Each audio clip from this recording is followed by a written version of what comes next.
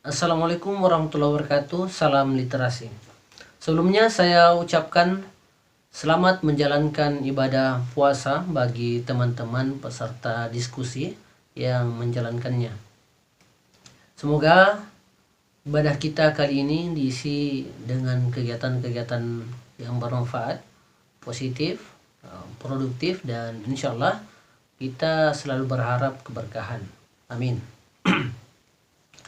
Terima kasih kepada teman-teman pegiat literasi, khususnya yang berada di Kabupaten Nrekang. Teman-teman yang bergelut di komunitas-komunitas dan pengelola taman baca yang telah ikut menyukseskan kegiatan Festival Literasi Online Mesen Rempulu ini.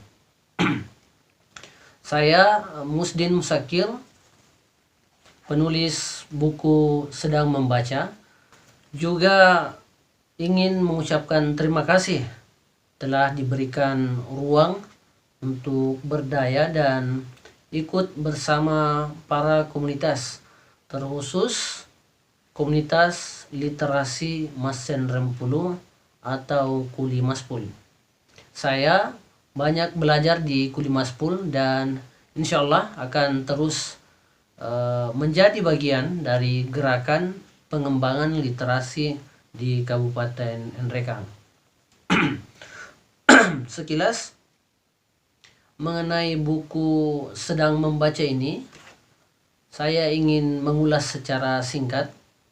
Awalnya merupakan ikhtiar pribadi saya dalam menangkap pesan-pesan dari alam, di mana tulisan-tulisan yang terkumpul di dalam buku ini semua berawal dari peristiwa-peristiwa yang sangat lokal dan nyata terjadi di lingkungan saya. Mengenai judul yang dipilih, saya terinspirasi dari kegiatan Kemah Pustaka yang saya ikuti mulai dari edisi pertama pada 2016 lalu hingga edisi ketiga tahun 2019 kemarin. Ada hal menarik mengenai judul ini, yakni makna membaca, yang saya maknai secara luas sampai kepada makna kontekstualnya. Membaca fenomena misalnya, situasi, hingga membaca diri untuk kemudian bereaksi terhadap apa yang saya amati. Seperti yang mungkin banyak orang lakukan, awalnya saya mengarsipkan, dengan kata lain menyimpan teks-teks pembacaan saya itu ke blog pribadi, dengan menimbang bahwa kelak akan belajar kembali dari tulisan-tulisan saya sendiri, memperbaiki ataupun melihat kekurangan-kekurangan yang ada. Dan boleh jadi kelak orang-orang dapat menemukan kegelisahan-kegelisahan yang sama, lalu kemudian ikut menelurkan gagasan-gagasan baru. Nah, agar makin luas diakses, saya kemudian memutuskan untuk diterbitkan menjadi sebuah buku. Nah, buku ini adalah kumpulan-kumpulan tulisan yang merespon fenomena-fenomena atau kejadian-kejadian yang saya maksud tadi, di mana pada situasi nyata saya yang masih berstatus sebagai mahasiswa di Universitas Muhammadiyah Nrekang, sebelumnya kita kenal sebagai STKIP Muhammadiyah Nrekang, saya menemukan ruang yang lebih luas untuk mengungkapkan ide, gagasan maupun kritik terhadap kebijakan lokal dan institusi atau kampus di lingkungan saya sendiri. Nah, situasi itu pula yang membuat saya berupaya memberi semacam kontribusi kecil lewat tulisan maupun berupa korespondensi, sekaligus menjawab peran saya sebagai mahasiswa dengan status atau menyandang gelar sebagai agen perubahan dan kontrol sosial. Nah, bagian pertama buku ini berisi kumpulan tulisan bertema motivasi. Saya menyadari betapa penting motivasi dan pengembangan diri, tidak hanya bagi pembaca kelak, tetapi juga bagi penulis, bagi saya sendiri, agar tetap membumi dan mengontrol moral. Sehingga tidak menganggap bahwa penulis mendikte atau mengeksploitasi kegalauan atau emosi para pembaca. Sebagai contoh, di bagian ini pada sebuah tulisan berjudul "Kenapa Harus Salat", di bagian pertama, itu nyata dialami oleh saya sendiri. Bagaimana kemudian saya kadang sangat susah untuk melaksanakan kewajiban sholat, hingga pada akhirnya menemukan resep untuk mengatasi kemalasan tadi. Nah, kadang saat rasa malas itu muncul atau datang kembali, seolah tulisan saya di buku ini meminta untuk dibaca ulang. Contoh lainnya, misal saat saya dalam keadaan yang sulit dan putus asa, mungkin merasa lelah dalam berjuang, atau saat mengerjakan sesuatu, saya ingat bahwa membaca adalah salah satu obat mujarab. Paling tidak ada semacam ketenangan yang saya peroleh. Nah, hal-hal semacam itu yang ingin pula saya bagi kepada para pembaca buku ini.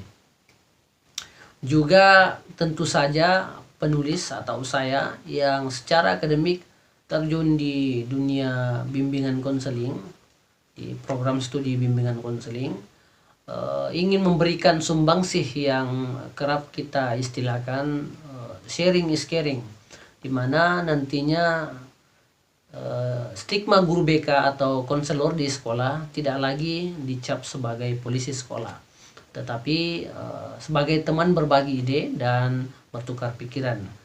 Tidak hanya mengurusi siswa bermasalah, tetapi juga bisa jadi teman untuk berbagi.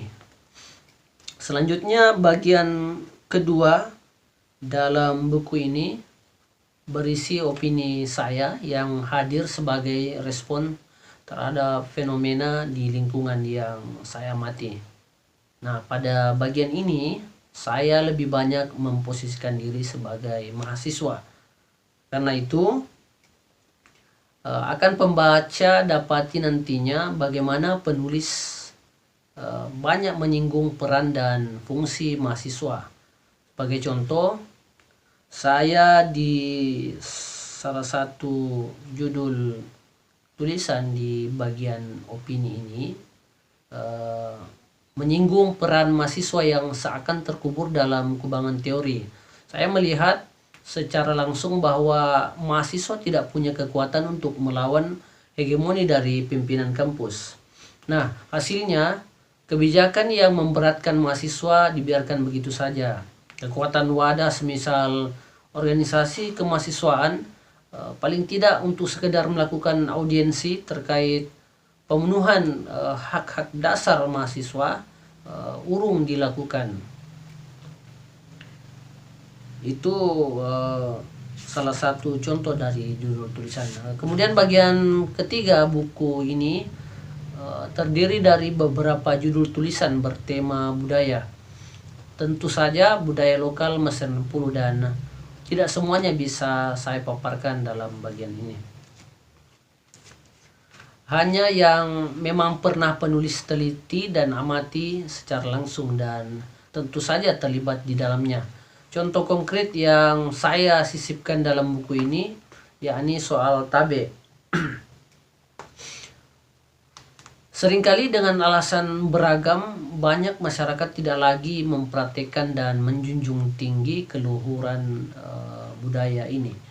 Lebih khusus di dunia pendidikan, pengalaman saya ketika praktik lapangan misalnya atau saat kuliah kerja nyata, tabe ini semakin langka. Imbasnya kejadian mengenai guru yang dipukul oleh murid hanya karena persoalan sepele kerap terjadi. Nah, secara langsung saya malah sering menemukan justru guru atau saya sendiri yang mengatakan tabe ini saat lewat di depan kerumunan siswa. Nah, itu salah satu contohnya. dan beberapa tulisan terkait budaya lainnya. Kemudian bagian terakhir dalam buku ini secara khusus berisi beberapa tulisan mengenai dunia bimbingan konseling, bersinggungan dengan bagian pertama buku ini. Di bagian ini penulis menyebutnya sebagai hadiah kepada institusi saya atas apa yang saya pahami dan dapatkan selama menempuh pendidikan. Di bagian ini pula saya kembali dan terus mengupayakan agar stigmatisasi terhadap profesi guru BK tidak terjadi lagi, bahwa peran vital guru BK harus disambut dan didukung sepenuhnya oleh semua kalangan. Dengan demikian diharapkan tidak ada lagi sekat yang membatasi keinginan siswa untuk mengembangkan potensinya di sekolah dan masyarakat. Sebab sejatinya guru BK tidak hanya melayani siswa yang bermasalah, tetapi juga hadir mendukung potensi siswa agar bisa berkembang sesuai tujuan hidupnya. Teman-teman sekalian peserta diskusi Festival Literasi Online Masin Rempulu, ada hal menarik dalam beberapa tulisan saya di buku ini, terutama kaitannya dengan situasi sekarang. Kita tahu pandemi ini mengharuskan kita untuk lebih banyak beraktivitas di rumah, menjaga jarak atau kita istilahkan social distancing. Nah, sebagai mahasiswa yang masih ngekos atau ngontrak, saya akhirnya mengalami situasi yang saya gambarkan sendiri pada tulisan dalam buku saya ini. Ada yang berjudul Belajar dari Semut, soal bagaimana berhemat dan bertahan di situasi-situasi sulit. Setidaknya dengan biaya terbatas selama hampir 3 pekan saya berada di kontrakan, saya berhasil melakukannya, dan justru berkaitan langsung dengan apa yang pernah saya tulis. Nah, selanjutnya konsep kumpulan tulisan dalam buku Sedang Membaca ini saya buat sederhana dan simpel agar mudah dibaca oleh semua kalangan. Terutama yang saya sasar adalah siswa dan mahasiswa. Harapan saya buku ini bisa memiliki nilai manfaat dan bisa menginspirasi banyak orang. Saya kira mungkin itu saja apa yang bisa dan sempat saya ulas. Terima kasih banyak saya ucapkan juga kepada Kuli Buku, penerbit yang telah bersedia membukukan kumpulan tulisan saya ini.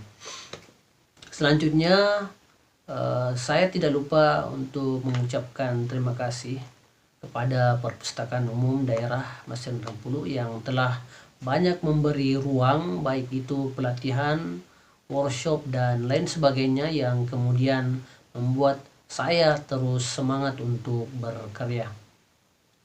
Teman-teman sekalian, buku ini tentu tidak lepas dari ketidaksempurnaan. Saya menyadari itu. Tetapi izinkan saya meminjam istilah membaca untuk membaca, yang juga melatar belakangi pemberian judul buku ini.